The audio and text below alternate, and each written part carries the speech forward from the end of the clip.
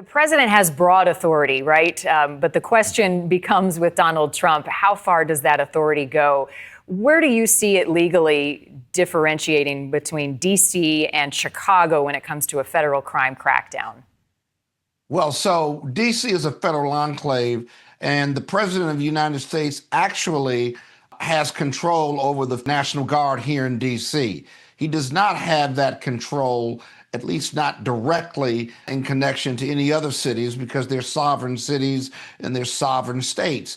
And so for him to deploy troops or the National Guard to Chicago, he's got to have permission of the governor. If he doesn't do that, if he just imposes as well, because he just has this false narrative or real narrative that crime is rampant and it's an emergency, then you'll see this being played out in federal court. Now, D.C. has certainly could use those federal resources, as Mayor Bowser has said, and as the governors of Illinois and Maryland have said, sure, we'd love to have those federal resources to put more police on the streets, to do community policing, crime preventive efforts, if you will.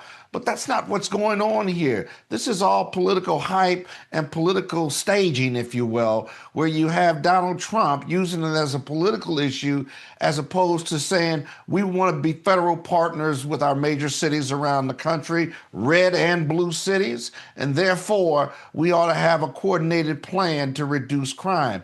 But more arrests, this is important, more arrests doesn't prevent crime. More arrests means you're making statistics, but what happens when the feds leave? Well, what happens if you saw over the weekend in D.C., you have 1,600 arrests over the last 3 weeks, but look at within the numbers, you're still making arrests. That means people are still committing crimes. So you don't have a crime-free zone in D.C. And the business impact of federal troops being on the ground in D.C. is having a huge negative impact on not just tourism, but the restaurant and entertainment districts in D.C. Well, and even before some of the things you talk about, as you look at Chicago, I mean, if Trump's not going to get the invitation of Pritzker to bring in the National Guard, but it sounds like it is more and more likely to happen by the end of this week. Is there anything that would step in to intercept this, legally speaking, from happening? Well, until he deploys those troops, the case wouldn't be ripe for federal court. But here's a novel idea, Marnie. There are a lot of cell phones in the world. Each of the White House and the governors, they have a cell phone, right? Yeah, I said this yesterday, Scott. I'm so glad you're bringing this up. Why don't you call one another?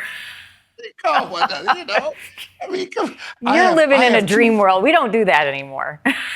Hey, I got 2 former wives. I still pick up the phone and call them. We got kids together, right? Come on. I mean, come on, guys. You could do that, and I'm sure the federal partners like the White House would love to have that conversation about partnering, because otherwise they're going to be litigating. Now, maybe Trump wants to litigate, and maybe he wants this to go to the Supreme Court to expand his executive power, maybe, if you will. But the reality is, these people are suffering in Chicago, all of our major cities, including red cities like Monroe, Louisiana, where the Speaker of the House has his jurisdiction. But my point is, instead of politicizing this criminal effort, and I'm a former prosecutor from New York, partnering and bringing resources, but crime preventive resources, including job training, public-private partnerships, religious organizations, businesses getting involved. It's a continuum of care that keeps crime down. Making arrests simply isn't enough. D.C. has the highest arrest rate and the highest incarceration rate per capita. And still, he's deployed federal partners there, and he's still making arrests. It's not crime-free if you're still making arrests.